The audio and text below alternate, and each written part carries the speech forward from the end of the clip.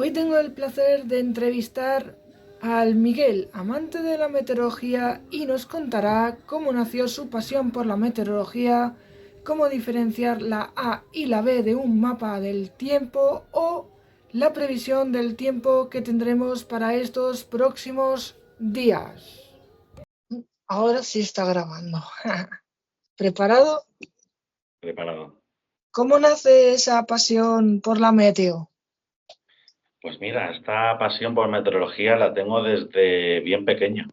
Comencé con 4 o 5 años, ya en casa de mis abuelos, que yo de pequeño, cuando era muy a esa edad, me cuidaban mis abuelos. Mis padres estaban trabajando y por las mañanas estaba con ellos. Entonces, ¿qué ocurría? Pues que ya desde pequeño, cuando mi abuela ponía la tele, lo que más me gustaba era ver el tiempo. Es decir, me empezó a llamar la atención los iconitos de los símbolos del sol, la lluvia, las nubes. Y no sé, me empezó a hacer gracia. También veía dibujos, pero me pasaba esto. Y entonces yo me acuerdo que cada vez que iba a dar el tiempo, mi abuela me avisaba de, para verlo juntos. Y a raíz de ahí seguía viendo el tiempo hasta hoy día.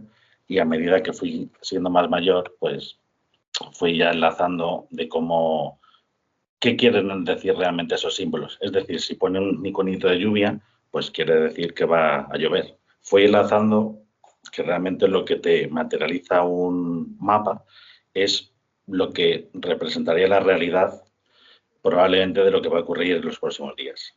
Entonces así empezó hasta hoy día y todo lo que sé, pues lo he ido aprendiendo con la experiencia, estudiando, visualizando y así me he culturizado en esta ciencia. Interesante, o sea que la pasión ha ido aumentando desde pequeño. Sí, sí, desde luego. Desde bien pequeño lo tuve claro, lo que me gustaba y hasta el día de hoy sigue, incluso va a más, porque cada día aprendemos más, salen nuevas cosas y es una ciencia que no, que está evolucionando, no ha parado para nada. Entonces, pues se siguen descubriendo cosas, sigo descubriendo cosas que ocurren en la atmósfera y es un camino apasionante, la verdad. Pues sí. ¿Qué significan las As y las Ds? Vale, en un mapa, cuando vemos las cartas del mapa isobárico en el tiempo, la A y la B vendría a ser una A de anticiclón y una B que simboliza una borrasca. En estas cartas isobáricas se representan a modo de isóbaras, que son líneas que unen puntos iguales de presión. Veríamos anticiclones con la A y eso lo que nos viene a decir es que va a hacer buen tiempo. En general, en la zona donde se presenten, normalmente la forma que tienen esas isóbaras suelen ser circulares alrededor del núcleo central, pero son alargadas, es decir, no son como en una borrasca que están más concentradas, sino que son más alargadas. En un mapa bidimensional no podemos ver realmente que son tridimensionales, porque entonces eso quiere decir que tienen forma de campana. Los anticiclones generalmente, como he dicho, están asociados a buen tiempo, sol, vientos en general calmados, y lo que ocurre es que la presión en su centro es muy alta, pero va disminuyendo a medida que nos alejamos de esas isóbaras. Entonces el viento suelen ser, va en el sentido de las agujas del reloj, y lo que ocurre es que no sopla de forma paralela a las isóbaras, sino que se desvía entre 25 y 30 grados tangencial de dentro hacia afuera, ¿vale? Como he dicho, los vientos en general están tranquilos y en el interior lo que ocurre es lo que se denomina subsidencia, ¿vale? La subsidencia anticiclónica es porque en capas altas lo que tenemos es convergencia de vientos, se produce el descenso, aumenta la presión, por eso la presión tan alta que tienen en superficie en ese núcleo, y desde ahí se produce una divergencia, es decir, los vientos en superficie tenderían a ir del centro del anticiclón hacia capas más externas, ¿vale? Tiempo estable, soleado, pero a veces en invierno puede ocurrir lo que se denomina oscuridad anticiclónica, que es que puede amanecer un día con cielo cubierto, nuboso, con nieblas, porque en invierno esta situación es muy fácil que ocurra, sobre todo en áreas continentales. Por ejemplo, en el interior de España muchas veces ocurre que cuando tenemos un anticiclón, es cierto que en algunas zonas estará despejado, pero en otras estará cubierto por nubes de estratos bajos o bancos de niebla que pueden ser persistentes. Pero en verano, en general, y en primavera, normalmente cuando hay un anticiclón suele haber tiempo estable, tranquilo. Sí, sol y Las moscas. borrascas, dime. Sol y moscas. Sí, suele ser más aburrido. Para los que nos gustan y aficionados es más tranquilo, es más aburrido, no da mucho juego, por así decirlo. Las B son las borrascas, serían en este caso todo lo contrario.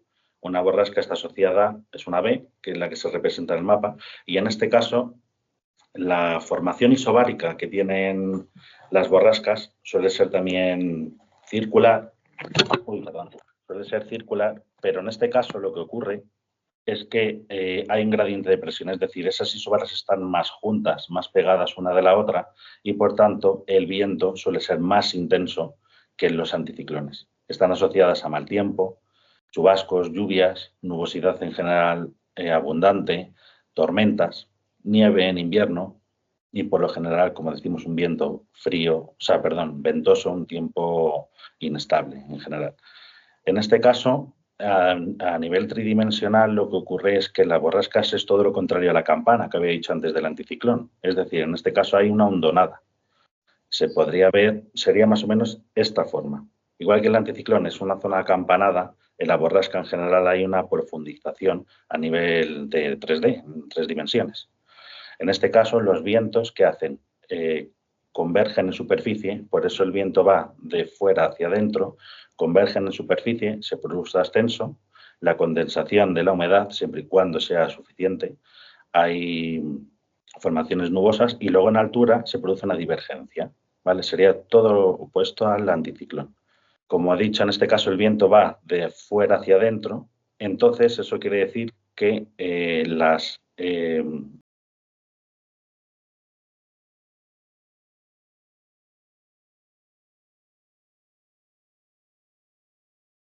nieblas de advección suelen ser mucho más extensas y también no solo extensas a nivel horizontal, sino también a nivel vertical, porque hay una mayor turbulencia. De hecho, es necesario en la niebla de advección que suple un flujo entre flojo y moderado, que sea constante. En este caso, hace, o por así decirlo, en comparando con las de irradiación, que las de irradiación en este caso están mucho más localizadas, es decir, su espesor es mucho más bajo y en general, salvo ciertas condiciones locales, tienden a levantar a medida que el sol calienta o el viento se hace más notorio por el día del anticiclón. No muy intenso, pero lo suficiente como para disiparla. ¿Vale? Me quería centrar en estas porque son las principales, normalmente las que más no conocemos popularmente. Hay otros tipos, por ejemplo, las nieblas de mezcla, tenemos otros tipos como es la niebla de evaporación. En el caso de la niebla de evaporación, la temperatura no disminuye. En ese caso se produce de otra forma la condensación. Tenemos otro tipo dentro de las de evaporación, que son las de frente cálido, sobre todo cuando son intensos.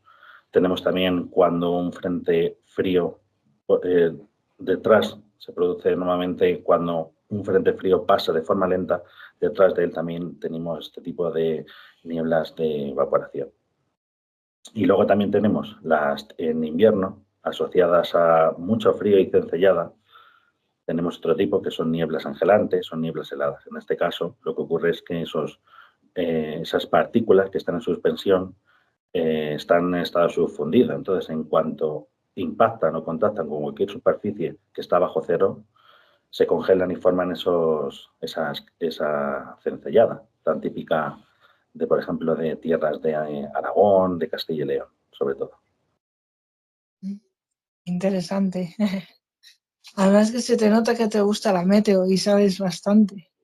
Sí, la verdad que sí. De todas estas cosas me intereso mucho por ello, por saber y me gusta además transmitirlo a la gente que quiera siempre escucharme y aprender. Claro. Es lo importante, transmitirlo. Sí, la verdad que sí. ¿Cuál es el fenómeno meteorológico que más te llama la atención? El fenómeno meteorológico que más me guste o me llame la atención, las tormentas, desde luego. Es una pasada. Sobre todo porque, por ejemplo, en las mañanas de primavera me gusta mucho. Cuando sé, viendo también los modelos días anteriores, sabiendo cómo va evolucionando la situación meteorológica, me gusta mucho Si yo veo desde primera hora esos altocúmulos, pues me gusta ver cómo van evolucionando, cómo van a ir progresando, cómo van a ir apareciendo los primeros cúmulos, los humilis, van evolucionando en mediocris, luego congestus y luego por último tenemos los típicos cumulonimbus que son los que producen tormenta.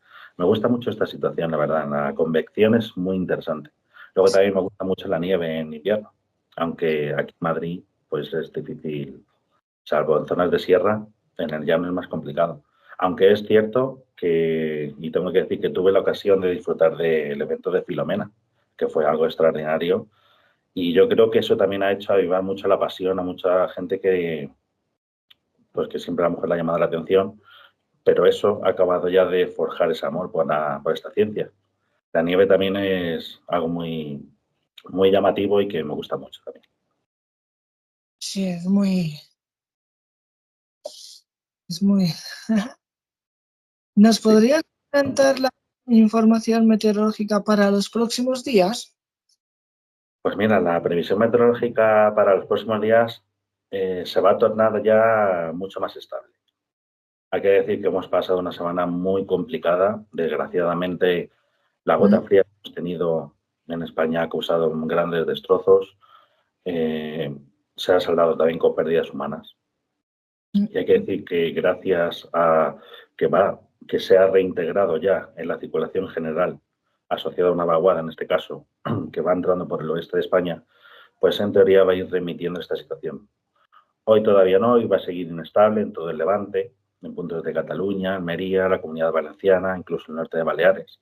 Va a seguir el tiempo muy revuelto, pero parece ser que se va desgastando ya esta situación. Esta bolsa de aire frío va a ir cediendo, no acompaña ya demasiada vorticidad, aunque sigue en el seno de una vaguada, pero no es tan pronunciada.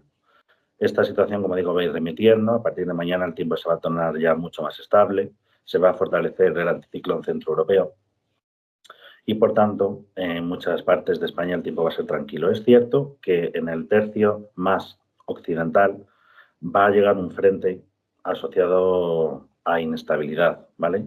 A lo que serían los restos tropicales de Patti, pero no va a suponer en general una inestabilidad acusada. Es decir, solo va a llover en Galicia, puntos del oeste de Castilla y León, Extremadura, la parte de Huelva, toda esa zona sí que va a llover. Aquí en la Comunidad de Madrid tendremos la presencia de nubes de tipo alto, medio, asociadas a ese frente, pero que en general, salvo en zonas de sierra, y siempre y cuando aquí va a llover de forma débil, no va a ser abundante, en grados quizá un poquito más.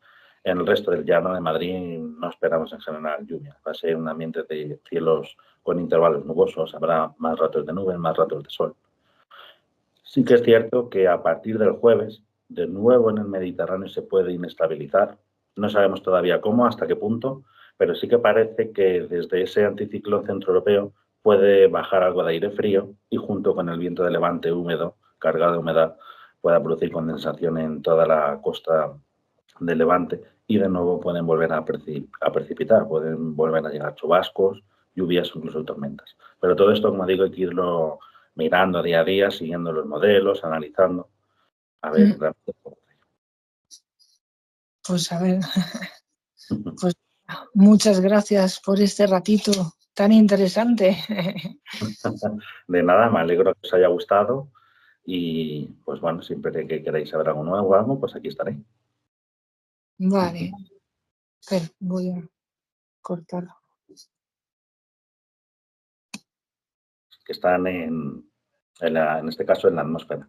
Pero en este caso, al hablar de niebla, este hidrometeoro, que son minúsculas gotitas de niebla que están en suspensión, se asocian a la niebla porque se pueden producir de diferentes mecanismos. No es más que la formación o la condensación del vapor de agua que tenemos en la atmósfera y que en este caso pasaría del estado, hay un cambio de estado, del estado gaseoso al estado líquido a través de la condensación. Es la condensación de la humedad.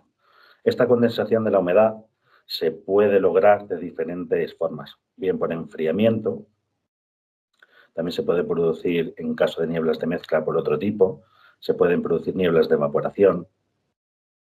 Hay muchos mecanismos para llegar a la formación de nieblas. Pero en general, por ejemplo, las que nos suelen afectar a nosotros, en este caso al interior de la península ibérica, también en muchas zonas de la costa mediterránea, suelen ser de tipo de irradiación y de advección, ¿vale? En ambos casos se ha producido un enfriamiento. ¿Y ese enfriamiento qué es? Pues simplemente que la temperatura ambiente ha bajado, ha disminuido lo suficiente para llegar a alcanzar la temperatura de rocío, ¿vale? Entonces, en ese caso, lo que decimos es que la condensación se va a producir, pero primeramente ha habido una saturación de la humedad, ¿vale? Esta saturación de la humedad ha sido posible también gracias a pequeños corpúsculos, que son los aerosoles que tenemos en la atmósfera, sobre los que se produce, actúan como núcleos de condensación y a través de ellos se produce la formación de esas microgotitas, ¿vale? Tienen la capacidad de contener humedad, por eso son higroscópicos. Cuando esto ocurre, es decir, cuando se ha alcanzado la temperatura de rocío, podemos decir que la masa de aire que era húmeda previamente, si no hay humedad, no hay nada que condensar, como siempre digo. Tiene que haber una humedad suficiente. Al alcanzar esta temperatura de rocío, produce esa condensación en los núcleos higroscópicos. Pero tiene que seguir bajando ligeramente un poquito la temperatura para que se produzca, en este caso, la niebla. Es decir, primero habría una formación de bruma. El intervalo de bruma se tiene que dar, que es desde que es el espacio del tiempo, por así decirlo, entre que se produce la saturación de la humedad y se materializa como niebla, es decir, baja, en este caso, la visibilidad por debajo de 1 kilómetro, la humedad es suficiente. Se tiene que dar este intervalo de bruma. Si no, puede que simplemente se quede en bruma y no, los núcleos higroscópicos no sigan aumentando y, por tanto, la visibilidad no bajaría tanto. Podríamos tener en ese caso brumas, neblinas. Pero siempre tiene que seguir, en este caso, ligeramente disminuir un poquito la temperatura para que rebase ese punto de rocío, sigan aumentando los núcleos y, por tanto, hagan que la visibilidad se reduzca. En este caso, hablamos de irradiación, nieblas de irradiación, que es un tipo de enfriamiento. Tiene que acompañar un anticiclón.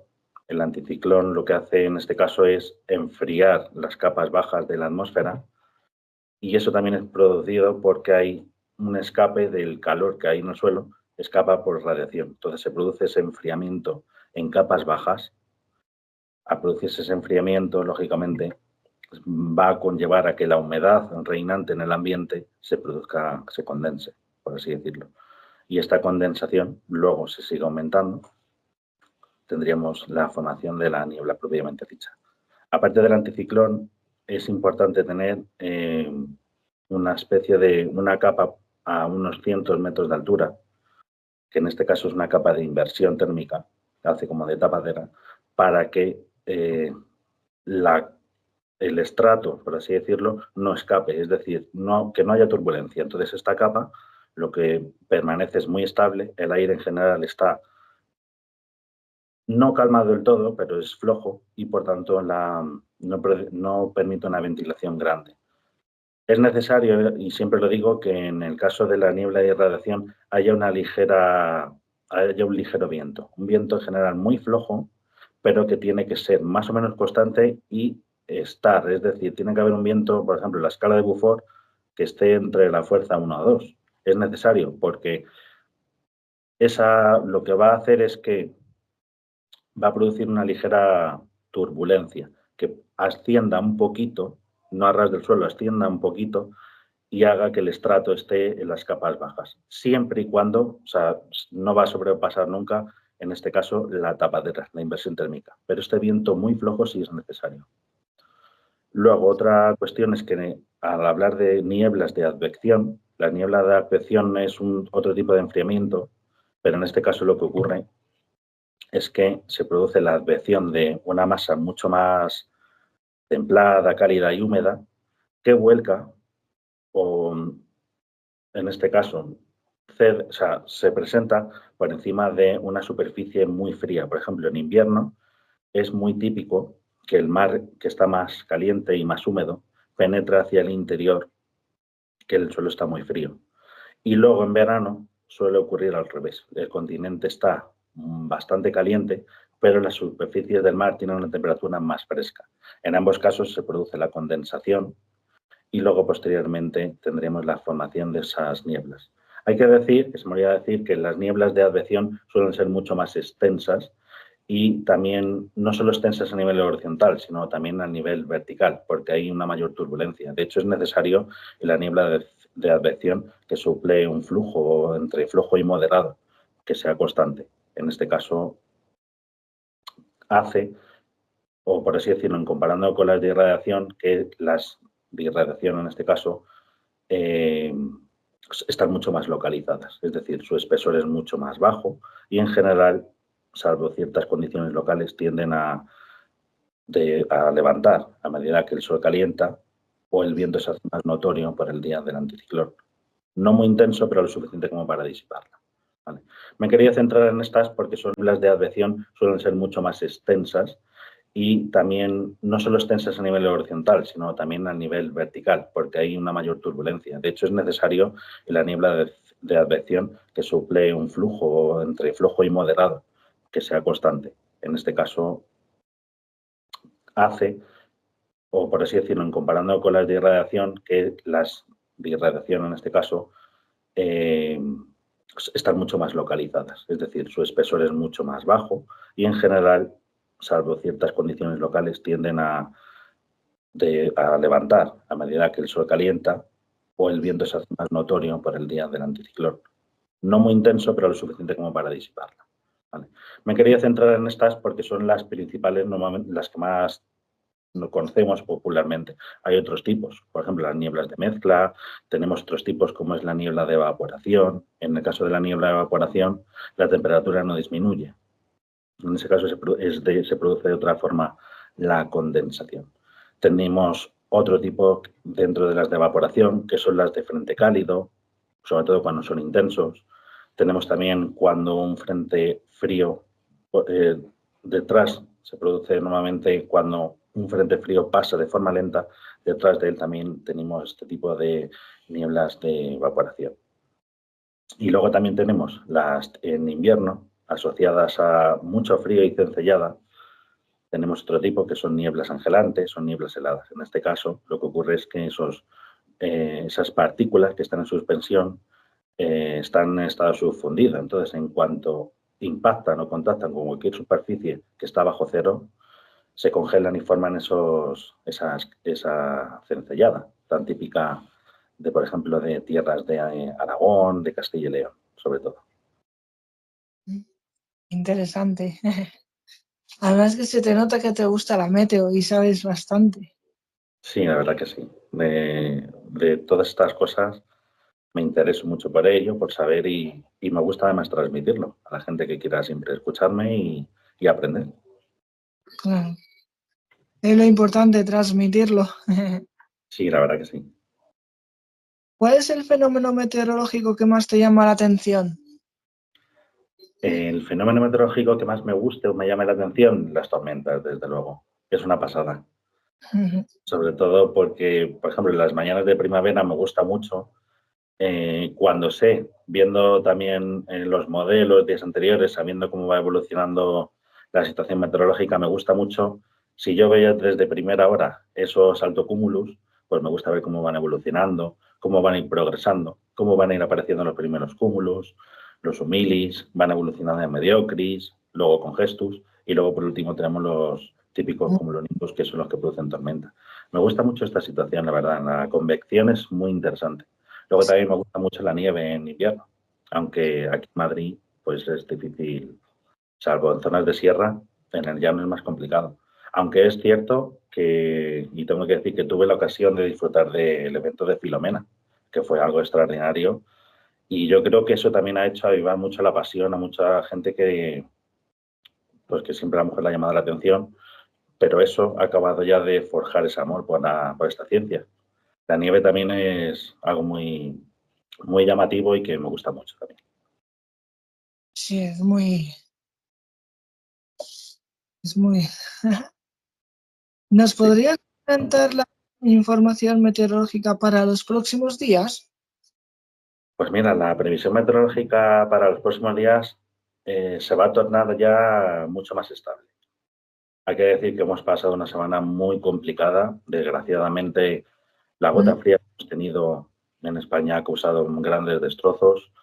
Se ha saldado también con pérdidas humanas. mm, Y hay que decir que gracias a que se ha reintegrado ya en la circulación general, asociada a una vaguada en este caso, que va entrando por el oeste de España, pues en teoría va a ir remitiendo esta situación. Hoy todavía no, y va a seguir inestable en todo el Levante, en puntos de Cataluña, Almería, la Comunidad Valenciana, incluso el norte de Baleares. Va a seguir el tiempo muy revuelto, pero parece ser que se va desgastando ya esta situación. Esta bolsa de aire frío va a ir cediendo, no acompaña ya demasiada vorticidad, aunque sigue en el seno de una vaguada, pero no es tan pronunciada. Esta situación, como digo, va a ir remitiendo. A partir de mañana el tiempo se va a tornar ya mucho más estable, se va a fortalecer el anticiclón centroeuropeo y, por tanto, en muchas partes de España el tiempo va a ser tranquilo. Es cierto que en el tercio más occidental va a llegar un frente asociado a inestabilidad, ¿vale? A lo que serían los restos tropicales de Patti, pero no va a suponer en general una inestabilidad acusada. Es decir, solo va a llover en Galicia, puntos del oeste de Castilla y León, Extremadura, la mm, parte de Huelva, toda esa zona sí que va a llover. Aquí en la Comunidad de Madrid tendremos la presencia de nubes de tipo alto, medio, asociadas a ese frente, pero que en general, salvo en zonas de sierra, y siempre y cuando aquí va a llover de forma débil, no va a ser abundante, en grados quizá un poquito más. En el resto del llano de Madrid no esperamos en general lluvia. Va a ser un ambiente de cielos con intervalos nubosos, habrá más ratos de nubes, más ratos de sol. Sí que es cierto que a partir del jueves, de nuevo en el Mediterráneo se puede inestabilizar. No sabemos todavía cómo, hasta qué punto, pero sí que parece que desde ese anticiclón centroeuropeo puede bajar algo de aire frío y, junto con el viento de levante húmedo, cargado de humedad, pueda producir condensación en toda la costa del levante y de nuevo pueden volver a precipitar, pueden volver a llegar chubascos, lluvias o incluso tormentas. Pero todo esto, como digo, hay que irlo mirando día a día, siguiendo los modelos, analizando, a ver mm. realmente. Pues a ver, pues muchas gracias por este ratito tan interesante. De nada, me alegro que os haya gustado y pues bueno, siempre que queráis saber algo nuevo o algo, pues aquí estaré. Vale, espera, voy a cortar.